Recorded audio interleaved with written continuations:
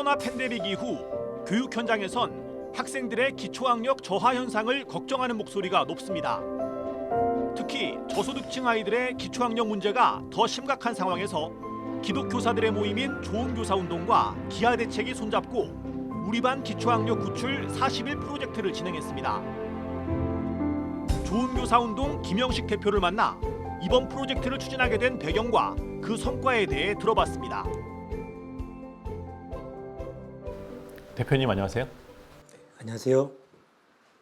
좋은교사운동은 기독교사들의 모임으로 알려져 있는데요. 네, 맞습니다. 먼저 좋은교사운동에 대해서 간략히 소개해 주시죠. 네, 저희는 2000년 정도부터 이제 시작됐던 그 전국의 초등학교, 중학교, 고등학교, 초중고 교사들 중에서 이제 기독교 신앙을 가진 교사들의 모임이고요. 학교 현장에서 예수 그리스도의 사랑을 실천하고 또 복음을 전하고 또 사랑, 공동체적 가치 요 위에 좀 교육을 회복해보자 이렇게 하면서 실천하고 있는 그런 교사 운동입니다. 예, 그 대략 몇 분의 선생님이나 참여하고 계시죠? 저희가 3,500여 명 선생님들이 저희 회원으로 좀 참여하고 있습니다. 예, 전국에 3,500여 명의 선생님들이 참여하고 계시군요. 코로나19로 대면 활동이 중단되면서 교육 현장에서도 온라인 수업이 진행이 됐습니다. 부분적으로 대면 수업이 진행되긴 했지만 2년 가까운 시간을 비대면으로 진행을 한 건데 선생님들은 이 상황을 어떻게 받아들였는지 궁금하네요. 처음에는 굉장히 많이 당황했었습니다. 그러니까 당연히 교실에 있어야 될 아이들이 교실에 없고 또 아이들끼리도 서로 얼굴을 볼 수 없기 때문에 얼굴 보면서 함께 있을 때 일어날 수 있는 교육적인 효과들, 학습 효과들을 우리가 거둘 수가 없었거든요. 특히 또 이제 방역이 너무 중요해지다 보니까 여기에 많은 에너지들이 또 들어가는 거예요. 그래서 체력적으로나 또 심리적으로 선생님들도 상당히 많은 좀 어려움을 겪었었고요. 또 이제 가정에서 이제 홀로 고립되는 그런 아이들, 뭐 그거는 부모님들이 잘 계시는 가정이라 할지라도 또 맞벌이로 이제 다 나가버리니까 혼자서 식사 문제를 또 해결해야 될 그런 아이들도 보이고 그러면서 좀 그런 우려들도 많이 커졌던 좀 그런 시간이었던 것 같습니다. 하여튼 상당히 좀 어렵게 좀 보냈던 것 같습니다. 온라인 수업이 2년 가까이 진행이 되는 동안에 대학생이나 고등학생들은 쉽게 온라인 환경에 적응해서 수업이 가능했을 것 같거든요, 생각하기에. 근데 초등학교나 중학교 저학년 학생들 같은 경우에 이 온라인 수업으로 과연 제대로 수업이 진행될 수 있을까라고 걱정이 좀 되더라고요. 네네. 실제로 교육 현장에서 학년에 따른 어떤 온라인 환경에서의 학습 수용도가 얼마나 되는지 궁금하네요. 말씀하신 대로 그러니까 저학년 학생들이 이런 학습의 어려움을 훨씬 많이 겪었죠. 그러니까 핵심은 스스로 학습할 수 있는 능력, 소위 이제 자기주도 학습 역량이라고 하는데요. 이런 것들이 얼마나 갖춰져 있는가, 또 학습하는 습관들이 또 얼마나 좀 몸에 배어 있는가, 여기에 따라 이제 차이가 발생하는 거예요. 그래서 같은 고등학생이라 할지라도 그런 자기주도 학습 능력이나 또 학습 습관이 좀 부족한 학생들 같은 경우는 거의 가정에서 이제 학습을 못했던 거고요. 근데 저학년으로 갈수록 이런 자기주도 학습 능력이나 학습 습관이 몸에 배어 있는 아이들이 더 적을 거잖아요. 그러다 보니까 당연히 학습에 이제 어려움을 겪는 거죠. 특히 이제 저학년 학생들 같은 경우는 이제 막 소위 이제 사회생활이라는 걸 이제 시작한 아이들이거든요. 그래서 친구들과 함께 어울리기도 하고 공동체 생활도 적응해야 되고 그러면서 이제 학습으로도 이렇게 연결되는 효과가 굉장히 큰데 그런 것들이 전혀 없다 보니까 좀 어려웠고요. 또 이제 그래서 이제 정부에서도 초등학교 저학년은 무조건 대면 수업을 원칙으로 해서 교실을 계속 열었거든요. 근데 이제 학교에 오더라도 마스크를 하고 있는 거예요. 그러니까 서로 이제 표정이나 이런 걸 서로 볼 수가 없는 거죠. 그러니까 이게 소위 이제 의사소통 능력이라던가 대인관계 능력 면에서 또 발달에 상당한 많은 그런 이제 장애물을 좀 이렇게 만났다, 좀 그렇게 볼 수 있을 것 같아요. 그렇죠. 우리가 수업할 때 소리로만 듣는 것이 아니라 그렇죠. 표정과 또 입 모양을 통해서도 전달되는 것들이 그렇죠. 있는데 네네. 그런 부분에 있어서 학생들이 많이 네네. 어려움을 겪었겠군요. 네, 그러니까 어떻게 친구와 좀 친밀한 관계를 만들 수 있는가가 이게 인위적으로 되지 않거든요. 서로 얼굴 보면서 되게 자연스럽게 친해지는 건데 저학년으로 갈수록 이거는 아마 중학생들에게도 이런 현상이 나타나는데요. 누구한테 친구 되자고 말하기가 너무 어려운 거예요. 되게 안타까운 상황이었습니다. 예. 코로나 상황에서 학생들의 어떤 기초학력 저하 문제가 더 심각하게 드러났는지 어떤지 궁금하네요. 실제로 이제 그 초등학교 저학년 쪽에서 그런 학습의 문제가 훨씬 컸었고요. 그러니까 왜냐하면 초등학교 입학 전에 뭐 한글을 떼지 않아도 이렇게 이제 입학하고 나면 보통 한두 달 정도는 이제 한글 집중적으로 배우는 시간들을 갖거든요. 그러면 대체로 아이들이 되게 비슷해집니다. 그런데 그 시기에 이제 학교를 오지 못했던 아이들이 많이 있었던 거죠. 그러면서 이제 그 타이밍을 놓쳤던 아이들이 있기도 하고요. 또 이렇게 아까도 말씀드렸다시피 친구의 입 모양을 보면서 또 친구 이렇게 숫자 공부하는 거 보면서 자연스럽게 함께 익혀가는 게 굉장히 중요한데 그걸 또 학교에 와서 좀 하기 어려워지다 보니까 어려워져. 그래서 초등학교 저학년 속에서 좀 학습 문제가 상당히 좀 크게 나타났고 그래서 아마 정부에서도 또 학교 현장에서도 그 문제 좀 해결하는 데 많이 집중했었습니다. 예. 그런 문제를 부모님들도 아마 느끼고 고민들을 했을 테고요. 네. 이 학교에서 해소가 안 되는 부분들은 사교육을 통해서도 좀 보완하려고 많은 분들이 노력했을 것 같은데 네. 기초학력 저하 문제는 이제 이 가정의 소득에 따라서 좀 네. 차이가 드러나지 않았을까 싶은데 실제로 어떤가요? 그러니까 실제 이제 기초학력이라고 하는 것이 단순히 이렇게 한글 배우는 거, 뭐 요거 한다고 해결되는 문제가 아니라 사실은 어릴 적에 부모님과 얼마나 많이 대화하는가, 또 함께 얼마나 시간을 많이 보내고 하면서 좀 정서적인 안정감들이 있는가, 또 얼마나 또 많은 의미 있는 말들을 들으면서 또 성장했는가. 뭐 이런 거에 따라 사실은 기초학력의 어떤 토대들이 만들어지는 거거든요. 거기에 이제 한글을 배우고 또 뭐 이제 그 숫자와 셈을 배우면서 이제 소위 기초학력이라는 게 형성되는 거죠. 근데 저소득층 가정일수록 보면 이제 부모님들 맞벌이 가정이 많고요. 또 부모가 부재하는 그런 가정도 많아요. 그러다 보니까 부모와의 소통도 좀 줄어드는 것도 있고요. 또 학습이라고 하는 것이 단순히 강의 듣는다고 되는 게 아니라 우리가 학습, 이 습의 과정이 매우 중요하거든요. 근데 이 습의 과정이 학교에서뿐만이 아니라 이제 가정에서도 조금씩 이제 이루어져야 되는데 이제 저소득층 가정일수록 그런 지원들이 좀 부족한 거죠. 그래서 저소득층 가정의 아이들일수록 좀 이런 기초학력이 좀 떨어지는 현상들이 좀 전반적으로 나타나고 있는 것 같습니다. 근데 그런 현상들이 코로나 때 드러난 건가요? 아니면 이전부터 그런 현상들이 좀 있었던 것인가요? 기초학력 문제는 코로나 이전부터 굉장히 좀 중요한 이슈였습니다. 그러니까 빈부격차가 커지면서 이런 그 저소득층의 이제 학습 저하 문제가 상당히 좀 심각했는데 사실 이제 그것도 보통 이제 한 교실에서 보면 혼자서 이런 학습을 해결하기 어려운 아이들이 소위 이제 아주 부족한 아이들 한 10% 정도의 아이들이 보통 이제 이 학습에 어려움을 호소하고요. 또 한 20% 정도의 아이들은 조금 기초학력보다는 미달까지는 아니지만 그래도 좀 그 기초학력 수준 정도의 아주 낮은 학습 수준을 보이는 거죠. 보통 한 30, 그래서 합쳐보면 한 30% 정도 되는 아이들인데 이제 그 예전에는 이 아이들이 그냥 제대로 발견되지 않고 또 그냥 교실에서 제대로 주목받지 못하고 그냥 지나가 버렸거든요. 그냥 진도 나가기에 급급한 그런 이제 교육 어떤 그런 그 환경들이 좀 있었던 거죠. 그러다가 한 10여 년 전부터 이 아이들에 관심이 좀 있었고 이제 뭐 일제고사든 또 진단평가든 해가지고 이제 그 아이들을 찾아내는 거에는 어느 정도 이제 좀 그 진전이 이루어진 거죠. 그러다 보니까 점점 숫자가 많아진다, 그러니 심각해지는 거 아닌가, 이제 이런 이렇게 좀 사람들이 이제 우려를 했던 거고요. 코로나 때 우리가 이런 학력 저하 문제를 좀 더 심각하게 느끼는 건 그 중간층 학생들의 학력 수준이 좀 떨어진 거에서 오는 그런 느낌이라고 봅니다. 그러니까 원래부터 좀 어려웠던 아이들이 한 10%에서 20% 있었고 중간층 아이들이 사실은 이 아이들은 교실에서 선생님하고 수업하고 또 친구들 공부하는 거 이렇게 보면서 자연스럽게 학습이 이루어진 아이들이었거든요. 그게 이제 보통 수준의 아이들이었는데 이게 서로 이렇게 이런 상호작용들이 좀 줄어들다 보니까 혼자서 그걸 해결해야 되는 거예요. 근데 이제 코로나 때문에 그게 안 되다 보니까 학력 수준이 떨어져 버린 거죠. 그 아이들이 보통 한 10% 정도 좀 있지 않나 좀 생각되고 그것이 이제 우리 사회적으로 학력이 좀 많이 어려워진 거 아닌가 좀 그렇게 느끼게 하는 것 같습니다. 좋은 교사 운동이 기아 대책과 함께 좀 독특한 프로젝트를 진행을 했더라고요. 네네.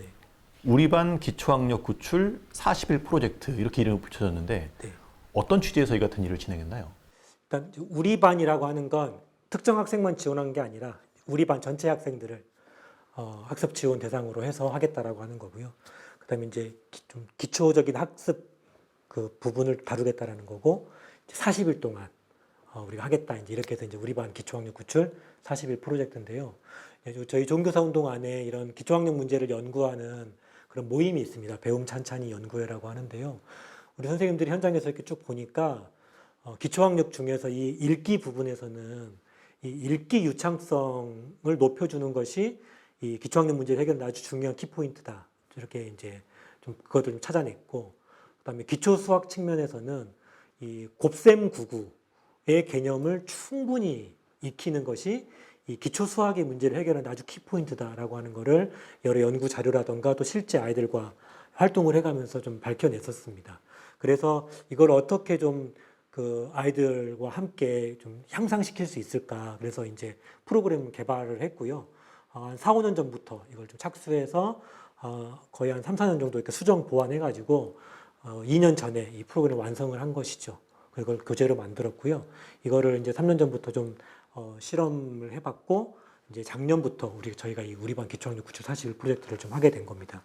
근데 이제 저희가 좀 했던 것 중에 저희가 좀 뭐랄까 관심이 있었던 부분은 정치권이나 정책 쪽에서는 그러니까 교육부 정책 속에서는 너무 아이들을 진단하고 뭐 일제고사를 볼 것이냐 말 것이냐 여기에 너무 이렇게 논의의 중심이 모여지는데 우리가 이 아이가 학습이 떨어지는구나를 찾아내는 거 필요한데 그거 가지고 아이들 학습 문제가 해결되지 않거든요. 얼마나 연습시켜 줄 수 있는가, 얼마나 좋은 프로그램들을 학교에 줄 수 있는가, 이게 더 중요하다라고 하는 생각에서 좀 이런 부분들을 좀 해봤고, 또 때마침 우리 희망친구 기하대책 쪽에서 좀 저소득층, 취약계층 학생들을 위한 학습복지 프로그램이 필요하다라고 해서 저희들과 협업을 하게 됐었습니다. 그래서 희망친구 기하대책과 함께 저희가 이 프로젝트를 진행하게 됐었습니다. 이번 프로젝트는 어떤 방식으로 진행됐는지 구체적으로 내용을 좀 소개해 주시죠. 일단 이제 국제 NGO 희망친구 기하대책의 국내 사업부에서 이제 재정을 좀 마련을 해주셨고요. 그리고 이걸 가지고 이제 전국에 있는 초등학교 저학년, 주로 이제 1학년, 2학년, 3학년 담임 선생님들을 대상으로 해서 참여자를 모집했습니다. 그래서 자발적으로 이 프로그램에 이제 참여 신청을 하신 분들을 대상으로 했는데 저희가 읽기 유창성 100학급 그리고 곱셈 99 100학급을 모았거든요. 최종적으로 모아진 건 읽기 100학급, 곱셈 91학급. 그래서 총 이제 191학급이 모였고 참여한 학생 수만 한 4,000명 정도. 그렇게 이제 모일 수 있었고요. 이제 요걸 가지고 그 중에서 저희가 한 절반 정도는 무조건 취약계층, 농산어촌 지역이나 또 도시 취약 지역의 학생들을 50% 우선 배정을 해서 이제 진행을 했었습니다. 이제 그렇게 했는데 실제 프로그램은 이렇게 진행됩니다. 하루에 15분씩 일주일에 3번 그렇게 해서 40회를 진행하니까 약 한 두세 달 정도 하는 거고요. 프로그램 진행하기 전에 사전검사 먼저 하고 40일 지나서 이제 사후 검사해서 이제 그 효과를 좀 저희가 검증을 하는 식으로 그렇게 진행을 했었습니다. 프로젝트 이름은 40일이지만 실제적으로 거의 한 학기가 소요가 됐겠군요. 일주일에 3번 정도 되니까요. 한 3달 정도 거의, 그러니까 저희가 5월 정도에 시작을 해서 지금 거의 7월 이제 방학 그쯤에 대부분 이제 마무리가 되고 있습니다. 예. 기하대책이 후원했다고 하니까 이제 저소득층 아이들을 지원하기 위해서 마련된 프로젝트로 이해가 되는데 네네. 프로젝트 이름이 아까도 말씀하셨지만 우리 반입니다. 네, 그렇죠. 네. 한 학급 전체를 대상으로 이걸 진행한 이유가 있을까요? 이제 학습 효과 때문에 그렇습니다. 그러니까 학습 효과 면에서 기초학력이 부족한 학생들만을 별도로 남겨서 또는 별도로 다른 교실에서 이렇게 지도하게 되면 학생들의 어떤 참여도의 어떤 적극성이 떨어집니다. 그리고 남는 거 싫어하고요. 또 다른 학생들과 뭔가 별도의 프로그램 한다는 거에 대해서 약간의 어떤 부끄러워하는 좀 그런 것도 좀 있는 거죠. 근데 한 교실에서 모든 학생들을 대상으로 하면요. 모든 아이들이 그걸 다 참여하고 하니까 굉장히 신나게 적극적으로 참여를 합니다. 그래서 학습 향상 효과가요. 따로 하는 것보다 훨씬 크다라고 저희가 보고 있고요. 또 낙인 효과가 없는 거죠. 굉장히 긍정적이고 그러면서 원래 좀 잘했던 학생들 사실은 읽기 유창성이나 곱셈국어 같은 경우는 좀 더 천천히 탄탄하게 해주는 것이 이 학생 도움이 되거든요. 그래서 실제 해보면 잘하는 학생들도 학습 향상 효과가 나타나고 못하고 좀 힘들어했던 학생들은 학습 효과가 굉장히 크게 나타나고 그래서 모든 학생들을 위해서 도움되는 프로그램이다. 이게 마치 우리가 장애인들을 위해 시설을 만들어 놓으면 모든 일반인들이 다 편리하게 이용하잖아요. 뭐 장애인 엘리베이터라던가 이런 것처럼 이걸 소위 이제 보편적 시설 설계라고 하는데 학습 쪽에서도 이제 보편적 학습 설계, 보편적인 학습 지원 프로그램이 있거든요. 그러니까 못하는 학생들을 위한 프로그램을 만들지만 모든 학생들에게 유익이 될 수 있는 프로그램. 저는 이런 것들이 좀 많이 개발되고 보급되는 것이 이 기초학력 문제를 해결하는데 아주 유용하다. 저희들은 그렇게 보고 있습니다. 예. 그렇게 진행한 40일 프로젝트가 네. 이제 마무리가 1단계가 된 것 같아요. 네네. 어떤 결과가 드러났나요? 굉장히 좀 사실은 놀라운 이제 학습 효과가 나타나는데요. 그러니까 실제 저희가 이제 사전검사, 사후검사해서 비교해봤더니 읽기 유창성 같은 경우는 대략 100점 만점에서 한 13, 평균 13점 정도의 향상 효과가 나타났습니다. 그래서 잘하는 학생들에게서도 한 그 3, 4점 정도의 이런 이제 학습 향상도가 나타나고요. 못하는 학생들 같은 경우는 그 이전보다 한 20점 이상의 그런 향상도를 보이는 학생들도 있는 거죠. 또 곱셈9구 같은 경우는 평균 대략 5점에서 6점 정도 향상이 나타나는데요. 잘하는 학생들 같은 경우는 보통 한 이제 한 2, 3점 정도 향상되고 못하는 학생들 같은 경우는 8점에서 한 10점 정도 이렇게 향상되고 그래서 전반적으로 그런 기초학력이 향상되는 좀 그런 효과가 나타났고요. 아이들의 어떤 이 학습에 참여하는 만족도라든가 이런 것도 높고 또 저희가 교사들을 대상으로도 이제 조사를 좀 해보는데 학생들이 매우 즐겁고 신나게 참여한다. 반 분위기, 학습 분위기가 되게 좋아졌다. 또 교사 입장에서는 큰 에너지를 들이지 않고 아이들의 어떤 그 학력을 향상시킬 수 있는 그런 효과가 있다. 좀 이런 측면에서 굉장히 좀 긍정적인 반응들이 나타났었습니다. 예. 결과치에 대해서 점수로 말씀을 주셨는데 네네. 들으시는 분들이 이게 어떤 의미인가 좀 네네. 와닿진 않을 것 같아요. 좀 그게 어떤 의미가 담긴 점수인지 좀 알 수 있을까요?